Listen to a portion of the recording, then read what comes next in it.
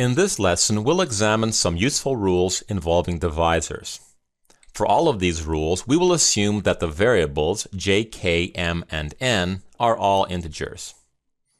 Now, the first rule says that if k is a divisor of n, then k must also be a divisor of n times m.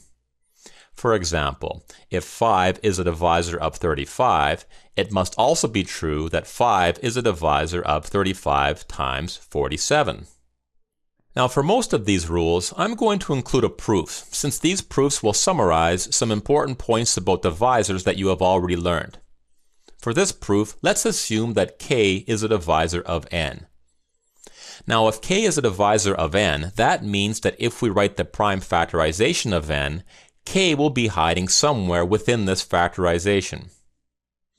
Okay, now let's examine the prime factorization of n times m. This will include the prime factorization of n times the prime factorization of m. Notice that in the prime factorization of n times m, we can still see k hiding. As such, k must be a divisor of n times m.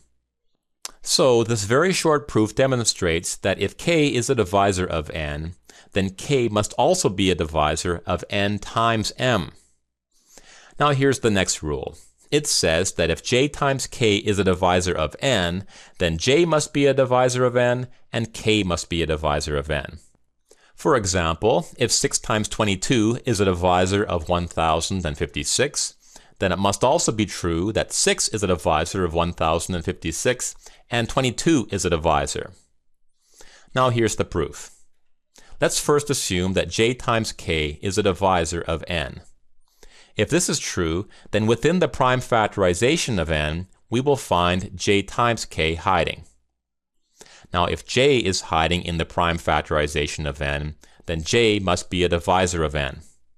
Similarly, if k is hiding in the prime factorization of n, then k must be a divisor of n.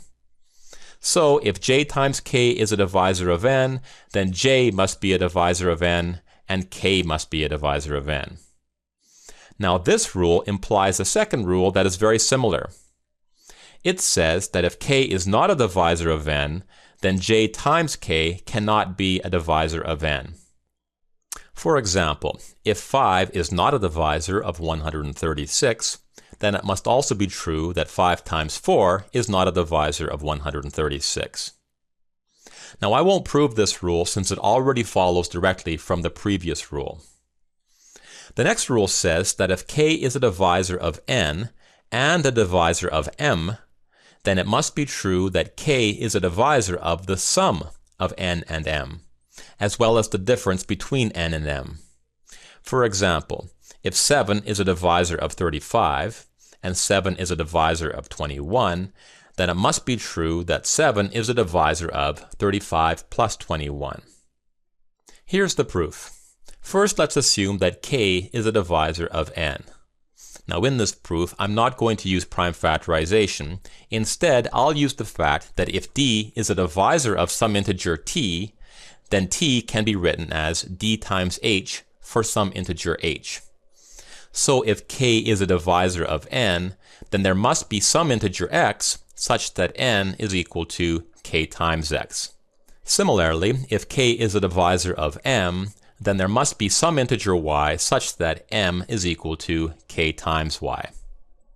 So now if we find the sum of m and n, this will be equal to kx plus ky.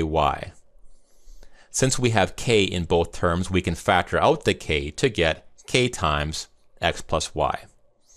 Since we are able to take the sum of m and n and write it as k times some integer x plus y, it must be the case that k is a divisor of m plus n. So that's our proof. We could use similar proofs to show that k would also be a divisor of m minus n and n minus m, but I'll leave that for you. Our last rule follows from these results. It says that if k is a divisor of n, but k is not a divisor of m, then k is not a divisor of the sum of n and m, or the difference between n and m. For example, if 7 is a divisor of 21, but 7 is not a divisor of 30, then 7 is not a divisor of 21 plus 30. Since this rule follows from the previous rule, we don't need to prove it. So, these are some of the rules that may help you tackle questions involving divisors. Don't forget that questions can involve divisors even if the word divisor does not occur in the question. So be sure to remember all of the different ways we can talk about divisors and divisibility.